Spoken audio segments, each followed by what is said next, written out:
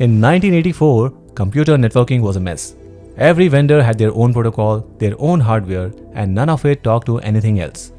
Then engineers came up with a shared map, the OSI model. 7 layers, each with a clear job. OSI did not build the internet, but it gave everyone a common structure, and every networking engineer still learns that map today. AI in 2026 needs a similar map. There is no official standard for the AI stack, but if you look at how production systems are getting built this year, the major layers keep appearing. So in this video, I'll give you a map of the AI stack in 2026, and keep this one idea in mind for the whole video. The model is just one layer. Everything around the model decides whether your system actually works in production. Let's get started.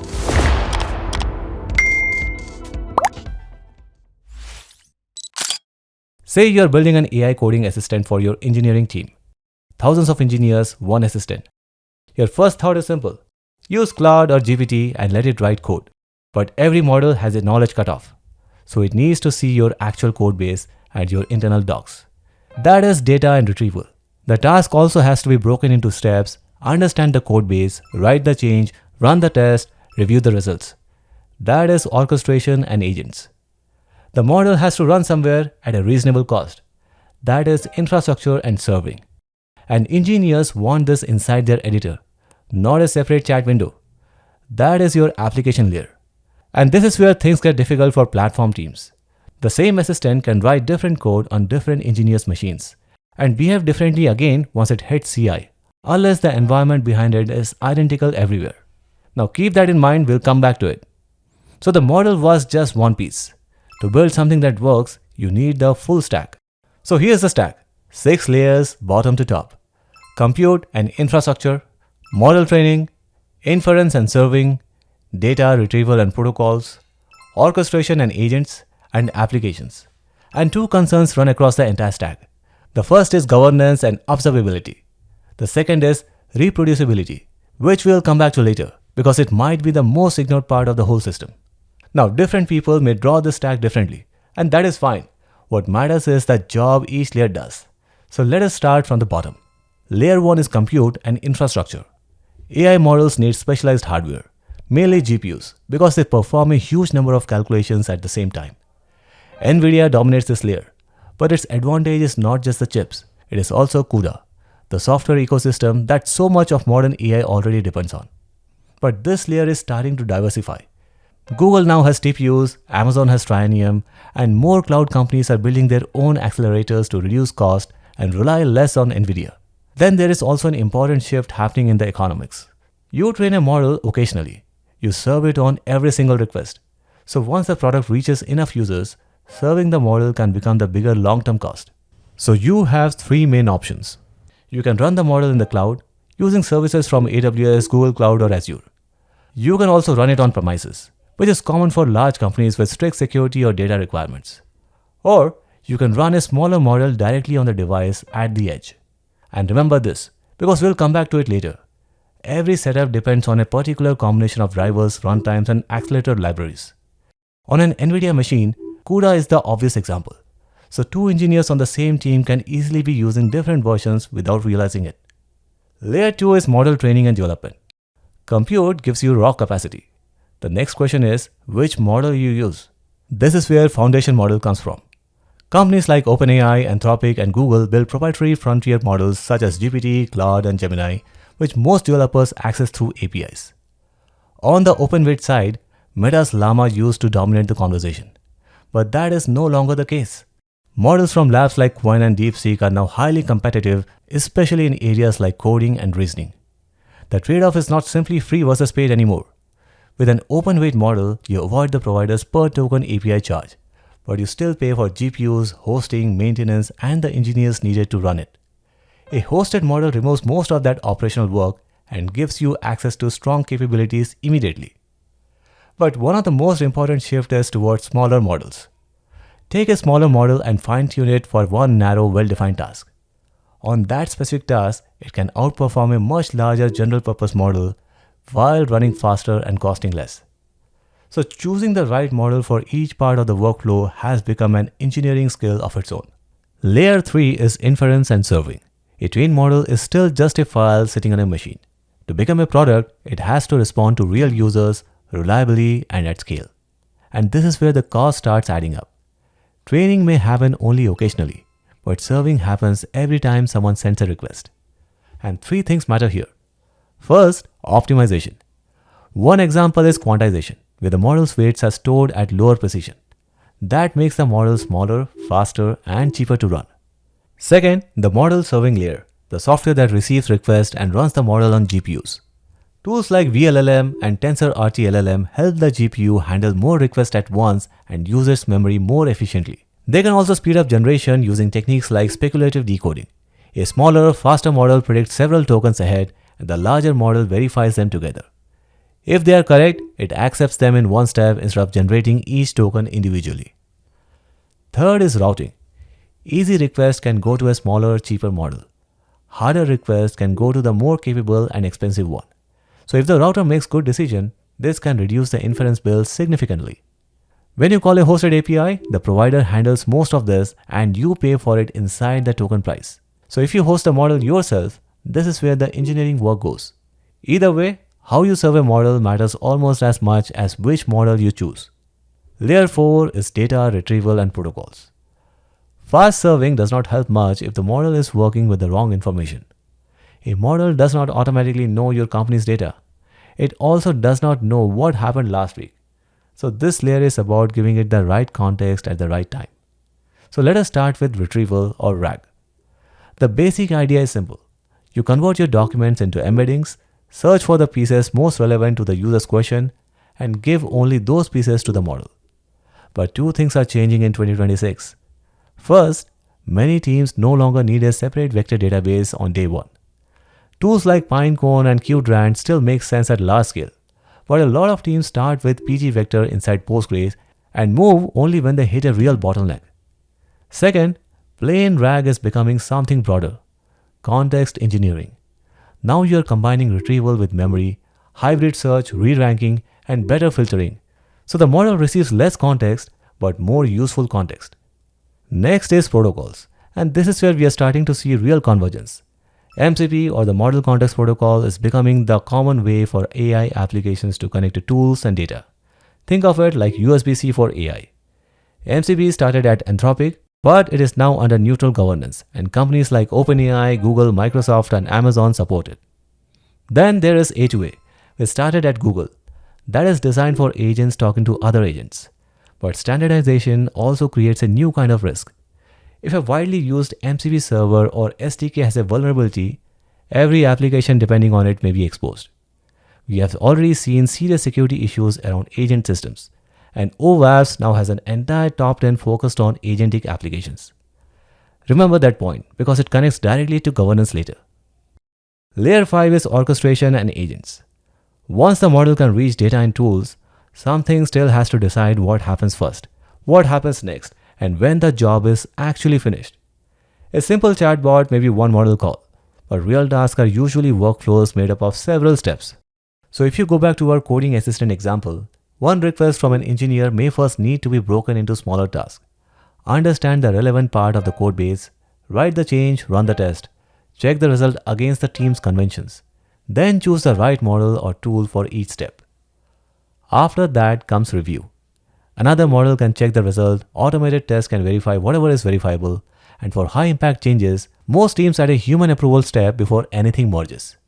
And this is where frameworks like LangGraph, CrewAI, AutoGen, the OpenAI Agents SDK, and Google's Agent Development Kit come in. And remember one small detail, because we'll come back to it very soon.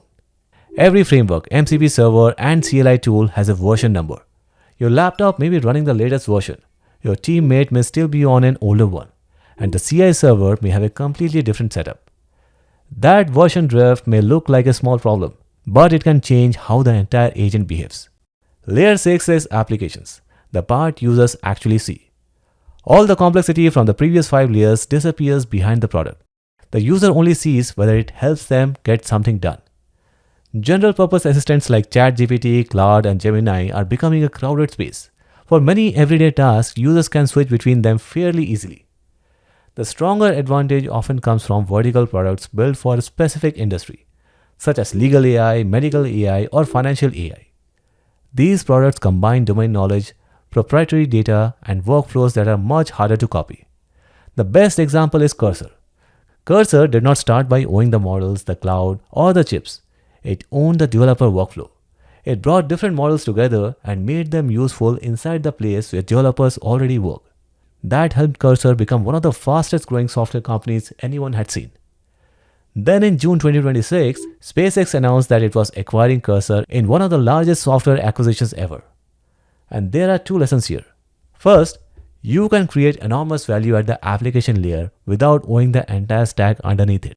Second, if you own the workflow and the relationship with the user, that position can become extremely valuable, even to companies that already own the infrastructure. And the competition at this layer is only getting stronger. Anthropic is pushing Cloud Code, Microsoft has GitHub Copilot, and everyone wants to own the interface where developers actually do their work. Now let us zoom out. The first concern that cuts across the entire stack is governance and observability. Once an AI system starts working with the real company data, calling tools and taking actions, you need controls around every layer. Once companies move toward production, they start asking basic questions. Who accessed the system? What did the agent do? And can we prove all of that later? And that is where audit logs, cost tracking, guardrails, monitoring, and compliance come in. Plus model drift, cost spikes, and the agent-specific risk we discussed earlier. Cloud security went through the same journey from afterthought to mandatory. AI governance is on the same path. And one more thing belongs here. Evaluation. Logs tell you what happened. Evals tell you whether a change actually made the system better or worse. You may change the model, the prompt, the retrieval logic, or one of the tools. But without a fixed set of test cases, you can improve one behavior and quietly break 3 others. And now the second concern that cuts across the entire stack. Reproducibility. Remember the things I asked you to keep in mind? The driver versions in layer 1, the serving stack in layer 3, the tool version in layer 5. Here is where they all come together. Think about the journey your AI systems take. You develop it on a laptop, you test it in CI, you build it, you deploy it to production, 4 stages, and at every stage, the code runs inside an environment. A Python version, a CUDA version, a serving stack, agent tools, MCP servers. But is that environment the same at all 4 stages? For most teams, the answer is no. The laptop has one setup, the CI server has another, production was built from a Docker file someone wrote last year, and the environment that trained your model, usually nobody even recorded it. So the same prompt and the same agent code behave one way on your laptop, another way in CI, and a third way in production. Nobody made a mistake. There was simply never one definition of the environment. There were 4. The fix is a principle you already trust. Your code is version controlled. Treat your environment the same way. Write down everything the system needs in one definition and let every stage of the pipeline build itself from that same definition. The tool I use for this is Flox, and this part of the video is sponsored by them. Flox is built on top of Nix. For those who don't know, Nix is a packaged managed system that lets you describe an entire development environment in code, including the exact tools, libraries, and versions it needs. So instead of every developer installing things manually, Nix rebuilds the same environment from that definition. Flox makes that system easier to use and share across the team. And remember the CUDA issue from layer 1? Flox is also the only third-party license to redistribute CUDA libraries packaged for Nix. So when your manifest asks for a specific CUDA version, Flox can resolve and install the actual library instead of relying on a workaround or an approximate match. Here is how it works across the lifecycle. You declare the environment once, the runtimes, the CUDA setup, the AI tools, the MCP servers, and the environment variables. Secrets stay in your secret manager. The manifest only specifies which secrets are needed. And because that manifest is version, teams can track changes and share the same setup instead of relying on file setting in someone's folder. In development, one command, Flox activate, gives any machine the exact same setup. In CI, the pipeline activates the same definition. So the environment that tests your code is probably the environment you developed in. So when something fails only in CI, you can rule out a whole class of version mismatches. For builds, you can build your own software inside these environments and publish the result to your team's private catalog. So your internal tools become version packages that install anywhere. And in production, the same environment can be packaged into a container image or run directly. So Flox is not replacing Docker. The unit that travels from dev to CI to production is no longer a heavy image or a stale document. It's just one small definition that resolves the same way everywhere. Now there is also Flox Hub.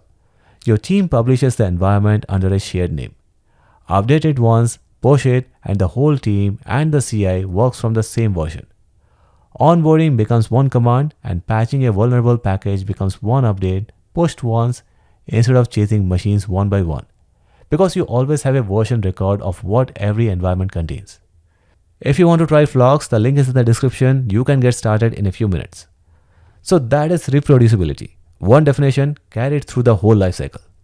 And this layer is easy to overlook, but it is what keeps everything else consistent. If every machine is running a different environment, the layers above it can behave differently, even when the code is exactly the same. Alright, so let's quickly bring the whole stack together. Compute decides what you can run. At scale, inference can become the bigger long-term cost. The model layer gives you the choices, but the biggest model is not always the right one. Serving determines how fast and how cheaply that model can respond. Data and retrieval give it the right context. Protocols like MCP and A2A connect it to tools and other agents. Orchestration turns individual model calls into complete workflows.